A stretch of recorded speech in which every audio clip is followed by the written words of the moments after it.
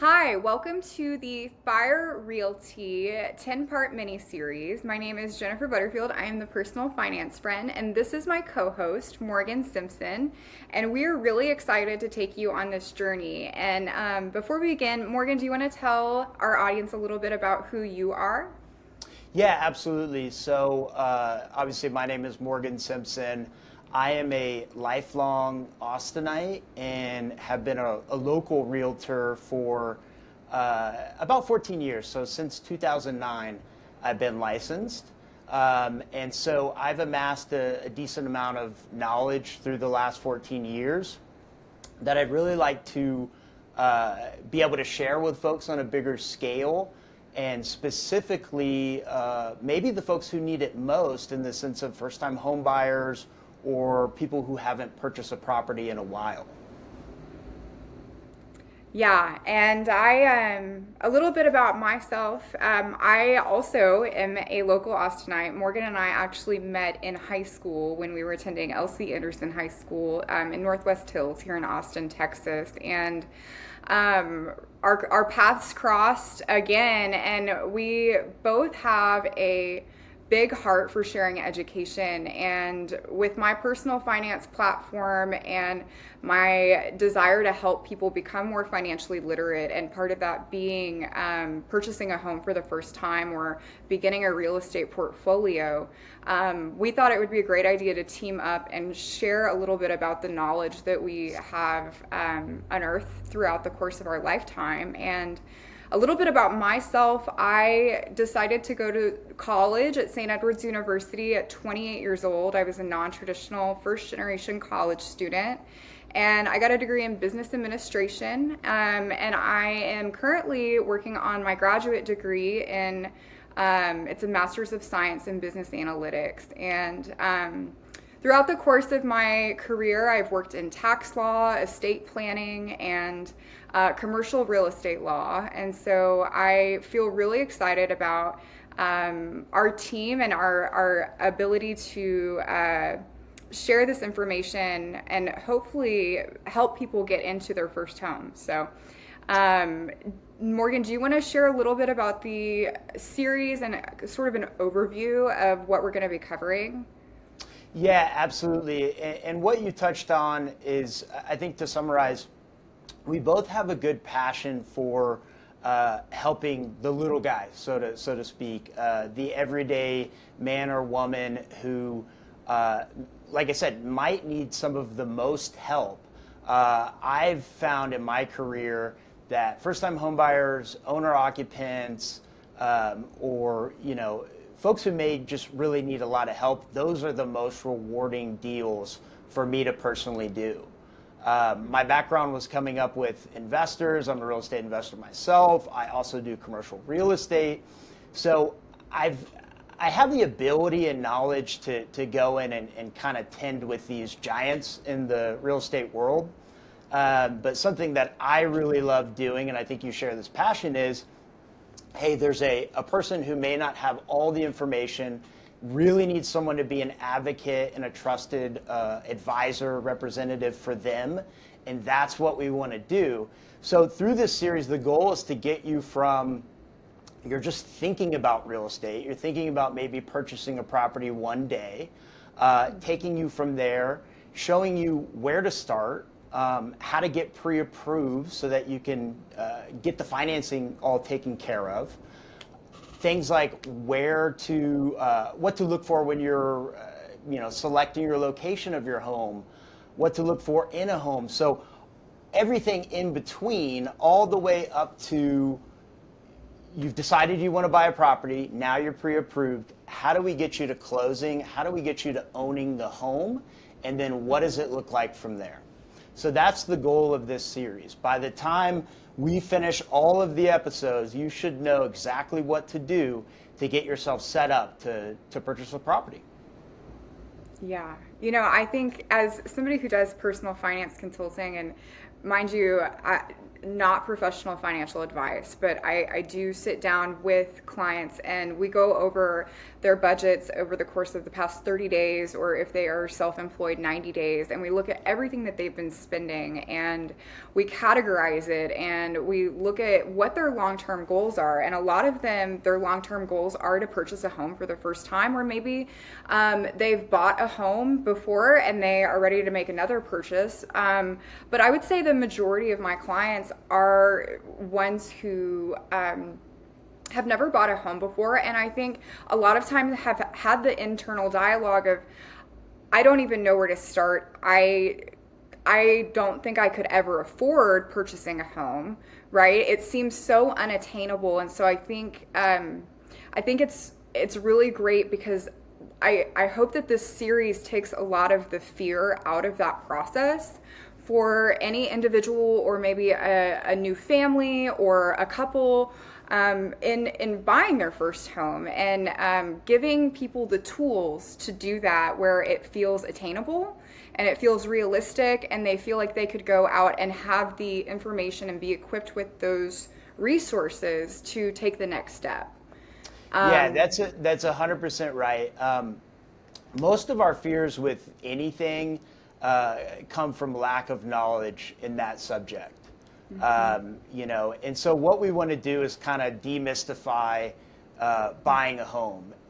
In my experience, a lot of times people think they're never going to be homeowners. Sometimes it does seem very unattainable, especially for folks that are in our generation or maybe younger than us. It can seem like it's something that's never going to happen for you, but 9 times out of 10, when I consult with these clients, they get with the lender, they start to understand the process, we find, it's actually something that's very real and obtainable for you.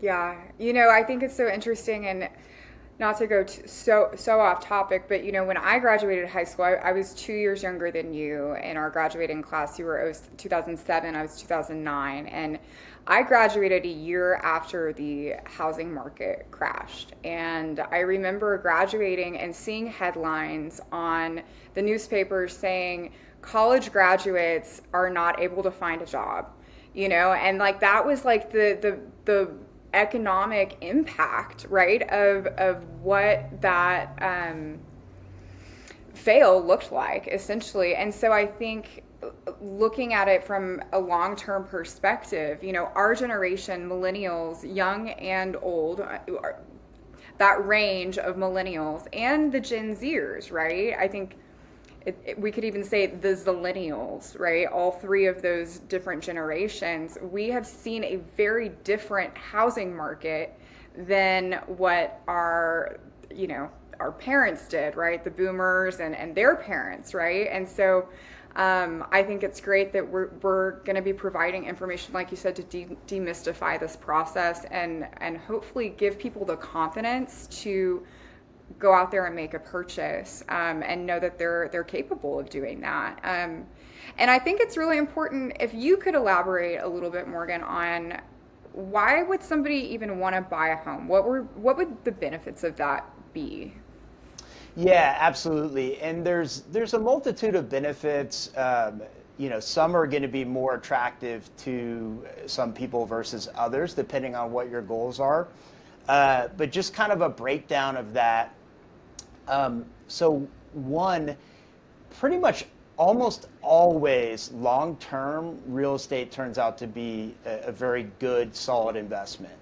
I actually tell clients who are looking at, let's say, investment property or just buying a home in general, my rule of thumb is if you can hold the property and be able to obviously pay for it and your hold costs and everything for 8 to 10 years, you're almost guaranteed that you're going to have equity on that property. Even if you buy at the wrong end of a cycle, you buy at the top of the market, if it's something where you're not stretching yourself and leveraging yourself out too much, within those 8 to 10 years, if you can hold that property, you will successfully have equity. Doesn't mean you're stuck there for 10 years and you can't sell it or you can't move on from it, but that's just kind of a rule of thumb. So the first thing is it's a solid investment.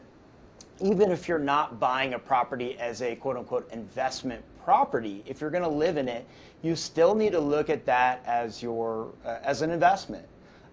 For the majority of people, that's the biggest asset they're ever going to have. Most people these days, after your mortgage is paid off 30 years down the road, and you're looking to, liquidate your assets, that's the biggest asset that you're going to have to liquidate. Besides the whole investment angle, there's a lot of good tax benefits for it as well. So there's financial benefits to buying real estate, but there's also some lifestyle, in non-financial benefits. What about the fact of having ultimate freedom and control, right? Of when you own a property, as long as you can cover that mortgage, a bank is not going to decide to kick you out like a landlord might. Right. You could do everything right as a tenant, and when your lease is up, your landlord may decide to sell the property, which means, hey, you've got to move. Once your right to tenancy is up through your lease, and they give you a 30-day notice, you're going to have to move out. So you don't have control as a tenant. But there's also other things that to some people aren't that big of a deal, but to myself and others, if you have pets, renting can really limit what you can do with pets, the pets you can have. There's deed restrictions. There's all kinds of things there. So ultimate freedom and control of what is really one of the most important things in your life, which is where you're living. I mean, that's a huge asset to have.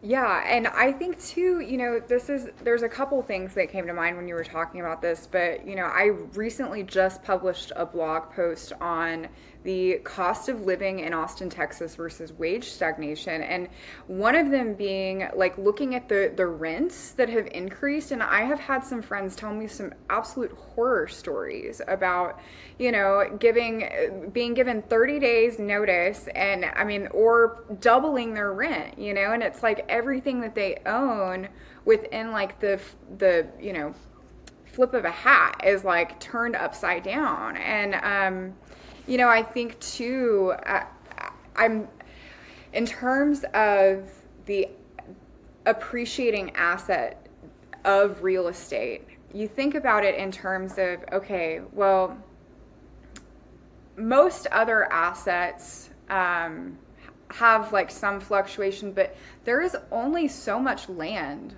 on the face of the earth, right? That's what makes it real estate.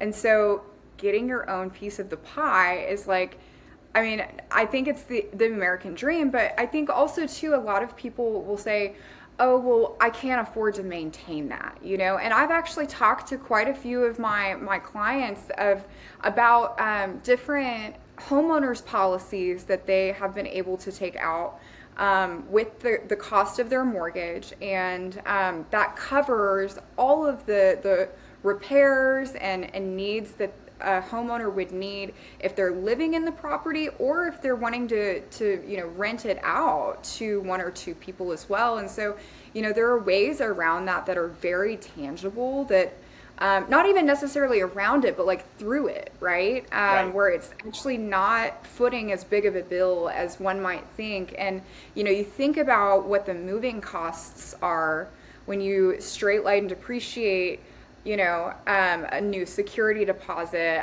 All of these things, the movers, packing everything and doing that like once a year, once every 2 years, and it's like, I think it all evens out. Yeah, So yeah. to mention that, I don't know about you, but when I was in my, and gosh, really even into my mid 20s, I would say. So, from high school, after high school to at least mid 20s, it was like almost every year moving another place. And Yep. yes, the financial side of that, but also you don't really get rooted and established, and you're Stability. you don't, yeah, there's no stability. You don't really have you don't feel like you have a home base because it's constantly shifting every single year or two. But another financial thing is benefit is, think about this. I mean, what's one of the things that everyone has been so concerned about the last couple of years, and historically is always a concern, inflation, right? Um, Real estate is a pretty darn good hedge in most cases against inflation. Right. Because as the value of your dollar is lost, all Yes. of a sudden, generally, your real estate is worth more of that dollar. So real estate can, in the most part, keep up with inflation and kind of be a hedge there for you. But so I think there's a lot of financial benefits. There's personal benefits. Something you mentioned about, hey, a lot of people don't think they can afford to maintain the property, which is a really good point to bring up and something that they need to work through. It's not just how do I get the home, how do I buy it, and then you're done. As a Right. property owner, you have expenses come up all the time. Now, the beautiful thing is you can plan for those using some of your tips and kind of tricks on the personal finance side of getting a good budget, sticking to that budget, earmarking funds for the unexpected. Right. But as far as an additional peace of mind, something you mentioned, homeowners policies are one. Obviously, you're going to need that. You kind of referenced home warranties is another part of the equation.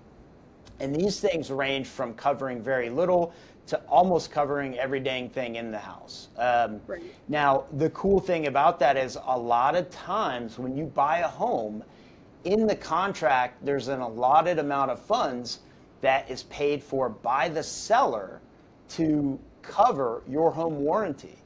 So you can build a lot of these things into the deal. So Wow. that comes out of seller's proceeds. You're not a dollar out of pocket for it as long as your home warranty amount is within that allotted figure that's inserted in the contract. And look, we could go down a rabbit hole of contracts and all the different things, but Hmm. that's just one piece to keep in mind. And the other thing is, you got to think about it this way. The person who's the owner of that property, if they're an investor, generally they're looking at it as, how do I get the rent to cover my mortgage, my taxes, so my hold costs in general, but also it's gotta work out to covering some of those expenses. So in other words, if their mortgage is $1,600 and they're renting it to you for 19 or 2,000, a a smart investor is taking that cash flow and they're putting it aside because Yes. they realize, hey, my AC could go out. I could Right. have there's all of these kind of things that come up as a property owner that you need to prepare for. So anyway, if you own the house yourself and you plan it properly, you can be putting that money back into your own pockets instead of paying rent out to someone else who's essentially doing the same thing. And what I counsel a lot of my investors, or let's say people who are not investors yet and they want to get into real estate investing, my model that I use myself as a real estate investor is to buy those rental properties and create passive income for either now, but more importantly for later. So after 13 years or after 30 years or however long it takes you to pay off that mortgage, ideally you have a free and clear property that, yeah, you still have to service the taxes, the property taxes, but you've got something that is creating a paycheck for your retirement. Right. Right. Oh, and this is getting me so excited for the part of this mini series where we're going to be talking about my one of my favorite topics, which is negotiations, because there are so many things that are on the table, and I think with the two of us teamed up, this is like a wealth of knowledge for people tuning in, and to talk a little bit about kind of what I do in terms of the personal finance friend and trial by Jennifer. And I think it'd be good for you to talk a little bit about your real estate company, your brokerage, and your team as well. But so I created this personal finance platform called Trial by Jennifer. And my name's Jennifer Butterfield, so that's where Jennifer comes from. But FIRE is an acronym that stands for Financial Independence, Retire Early. And that's why I think it's a good time to talk about this, because we're starting to talk about the long-term benefits of real estate. And I think that this whole movement and community of people are all on board with this idea of how early can I retire, because it's easily calculated when we look at the cash flow, when we look at and the key to it is living beneath our means. There are three pillars, and that is income, expenses, and investments. And so we're talking about two of those here, well, all three really, but in terms of purchasing a home, it's ideally it can be more income than an expense, right, in the long run. And as far as the mission of what I'm doing, it's like I really am passionate about promoting financial literacy and improving money transparency, and a lot of that comes out in the wash and negotiations. And so I think that that's why it's one of the most vital aspects to not go into a home buying process alone. You see these people that for sale by owner, or they go into looking around neighborhoods and things like that, looking at, oh, this is for sale, let's go to the open house. And it is so important to have a realtor that is advocating for you.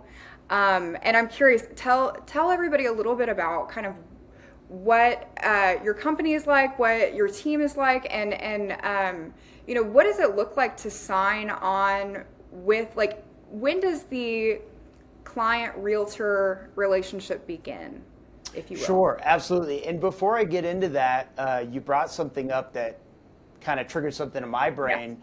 Of this is a really good time to kind of explain why we're working together and where we fit in on this video series. So I was following you and your content. Obviously, we've known each other from the past, but I was seeing some of your content and some of what you were offering, and it just kind of, a light bulb clicked in my head, and that's why I reached out to you saying, hey, look, you have a resource that I think could be great for me to provide to my clients, right, through you.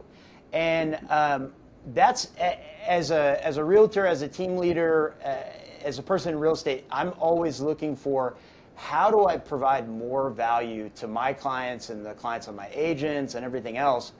And one of the, you would say holes, but it's not really a hole. It's just something that is not encompassed of in the job of trusted real estate advisor or realtor, is some of what you're doing. So in other words, if we have a buyer's consultation, which we'll get into what that is more later, but if we have a buyer's consultation with somebody and they get with a lender and it comes back that they're not approved for the amount they want, or not approved at all because they have some work to do, well, we have lenders who can kind of point them down the right direction of some things they can do to increase their credit and stuff like that. But there's a big gap where you come in, where you can help them with a budget of, look, this is an obtainable goal, but it's going to take you 6 months. It's going to take you a year. All right, so I can use some of the tips that I'm learning from Jennifer to get there, right? To set up my own budget. So it comes in when you're trying to get financing up to a certain amount to where you have a buying power that works with what your criteria is. But it's also going to come in very handy moving forward after that. Because like we talked about, all of those expenses that come up, you really want to have that all earmarked in your budget so that when you get a surprise, right, it's not the end of the world. Yeah, it may suck. And I have a really good example of this. So like I said, I'm a real estate investor myself, and me and my wife, and we have rental properties. And one of the rental properties that we have, we had a tenant there for about 6 to 7 years, right? Great little family. They finally did move out. Turns out when we're going in and evaluating the property, there's been some movement on the foundation, right? Foundation. Ooh. And Yeah. and this is stuff that we knew some of it, right? We knew that but it's moved quite a bit since the 10 years ago when we bought it and had it last evaluated. Because the foundation is not generally something that you're going to have the elevations done every year, right? And if you're not living at a property, you can miss some of these things, right? So long story short, we've got foundation work that probably is going to need to be done soon, and there's some other expenses there. I'm not excited about it. It's not like getting a Christmas gift, but it's not going to break us. It's not the end of the world. The funds are all there. They've been somewhat planned for. So it's not when you get these surprises, you're kind of planning to have some of those, right? So that's where getting a good budget and figuring that out through the personal finance, education is really key. So I just wanted to take a minute to tie that in. But so to tell everyone a little bit more about myself, I got my license in 2009. Pretty much, I started real estate school pretty much right out of high school, graduated in 2007, did the thing where I was, 18, so I was doing classes, but not as quickly as I maybe could have. And so the first 4 or 5 years, it was like, getting in 2009, the market wasn't that great, which I'm very happy that I got in that situation to learn from it. Right. But I wasn't, and being 18 or 19 when you get licensed, it's like you're not going to have people lining up wanting to do business with you because you're just a young kid. So I was waiting tables 4 or 5 times a week, and then doing real estate as much as I could, learning the business and figuring things out. And so that's how I kind of got to a point where I actually had to take the leap of faith and go full time. These days, like I said, I'm a real estate investor as well. That was a good portion of my upbringing in real estate, if you will, is learning how to be an investor and how to represent investors, how to deal with them and serve them best. One of my first brokers really, he was a wealth of knowledge of that, and that's why he's able to do what he's doing today, which is be retired and have a portfolio. But so, but I'm a realtor first. I'm a team leader first and an investor second. So at the end of 2021, I decided I wanted to go ahead and make the next jump to the next progression in my career, which was I wanted to get some more people on my staff. I wanted to start my own team, which I have Simpson Realty Group, and get a selective group of elite agents on the team. Our model was not to, or at least isn't today, to just get as many agents as we can and do a volume thing and hope that it works out. Our model these days is, for the most part, I'm kind of the front and the face of the business, and people will deal with me directly. But for the things that don't need as much of my experience or negotiation or guidance or whatever, we have staff that handles a lot of the other things. And to be honest, some of these things they're way better at than I am. Right? Mm-hmm. We've got some really wonderful ladies that are on the staff that actually were realtors for decades, and now they're focused on specific roles where they're doing marketing for our listings. They're writing up the descriptions. That's all they're focused on. We've got contract to close people who they're focused on making sure all of our documents are right, that we're not missing an amendment, that we're not missing an initial or a signature, and they're by their computer all day focusing on that. But yeah, the main purpose of Simpson Realty Group, as far as inner structure, is to elevate those around us. Be able to bring in folks who are really good at certain things and allow them to have a area to do that.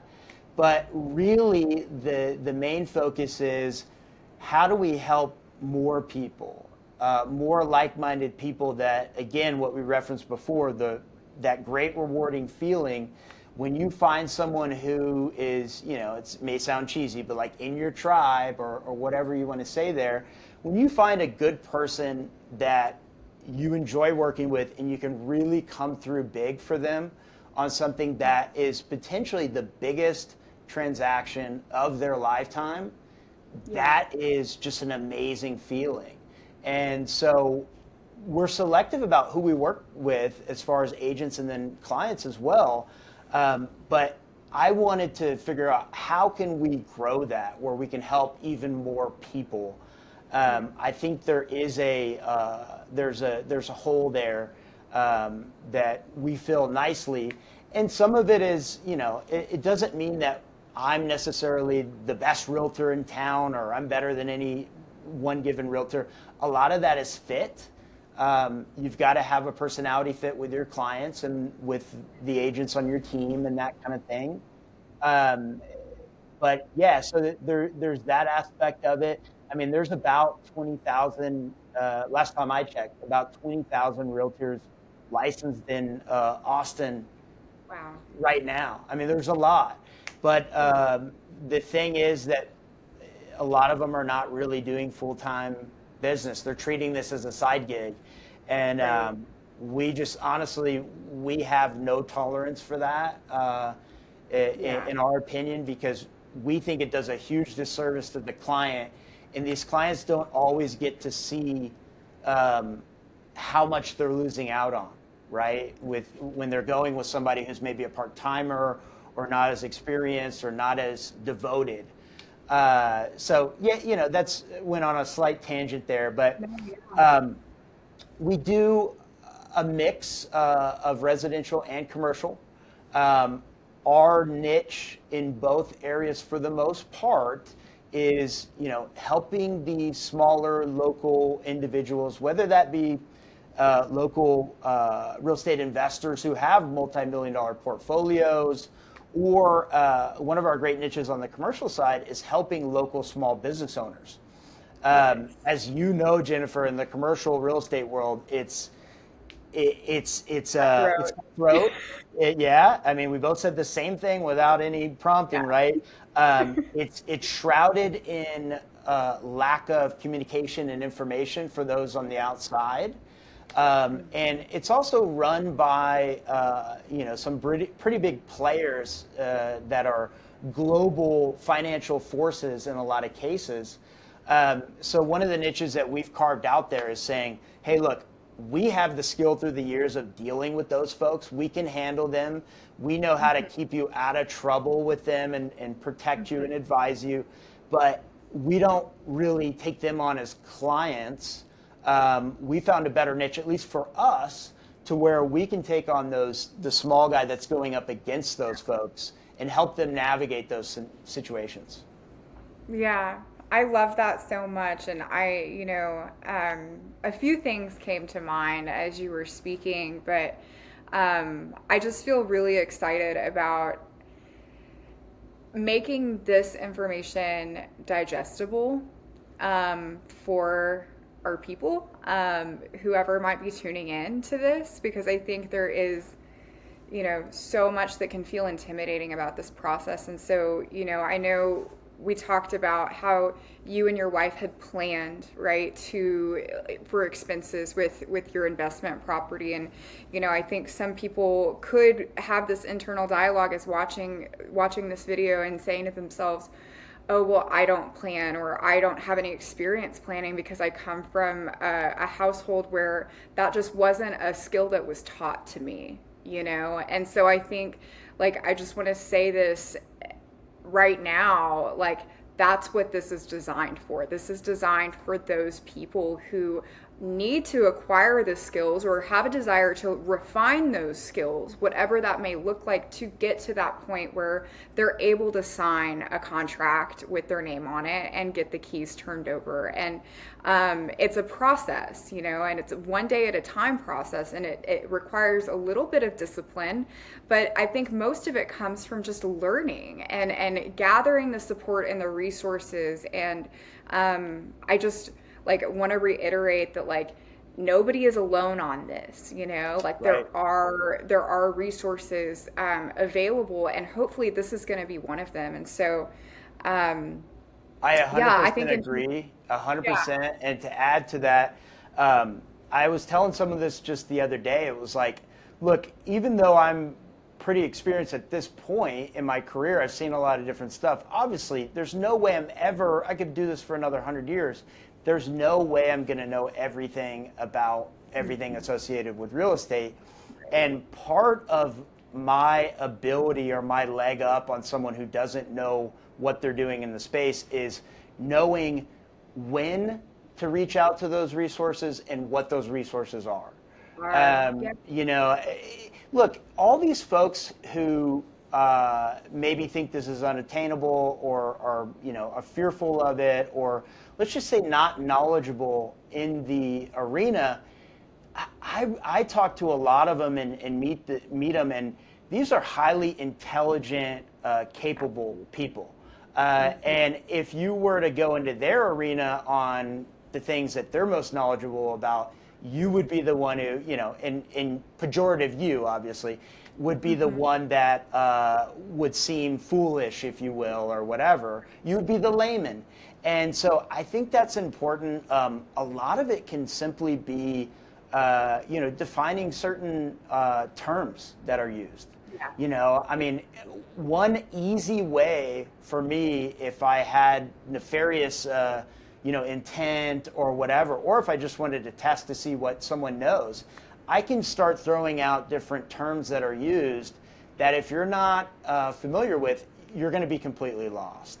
And I Right. think that's a really important distinction that we want to continue to expand on in our video series of, we want to explain this in very common, basic English, if you will, without using a lot of industry terms that, and if we do, we'll try to define them, but without just throwing around a lot of industry shop speak that's going to get people lost. Right. And I I think think that's part of the intimidation factor for a lot of people. It's like I mean, look, I'm not a car guy really. And I have friends who will start talking about different mechanical parts of a car. And I'm like, I don't know. I'm lost, right? I don't know. But if you really fully understand something, you should be able to explain it in a way that it's like that old Reddit thing of explain like I'm five, right? I was just gonna say, we'll Yeah, probably say that a lot on this mini series. Explain it to me like I'm a 5-year-old, right? Because yeah, you're right, absolutely. If you really do understand the complexities of certain things, it should be very simple and plain in an explanation that, there, and if there are questions, and I'm excited, hopefully we can take some questions too throughout the series. And yeah, yeah. absolutely. Um, And one thing I'll ask of you is, if I'm ever describing something, and because it happens, we get caught up in not realizing that we're using some language that, to the uninitiated, throws them through a loop. Call me out on it. I'll break yeah, down what I'm really talking about. I definitely. try to do that. I pride myself in being able to do that with my clients. And this is a medium for me to just reach a bigger audience to break that down step by step. So, and yeah, to echo your sentiment, I'm super excited because this is a way where we can really get these messages out there and help folks that may really need it. Yeah. Well, and I just want to say, I mean, I guess in closing for this part of the series, thank you all so much for tuning in, and stay tuned for our next episode that is going to be about So you want to buy a house, now what? And that will be airing next week. So thank you for Absolutely. tuning in and have a great week. Yeah, one other thing I would add Oh, to that is if you're interested on finding out how you can work with one of us one-on-one or learn more about us, we will put all the info for that in our video descriptions. We'll provide links to our websites and how you can contact us as well. yeah. And please do. Please reach out, and we're happy to help however we can. And with that, signing off.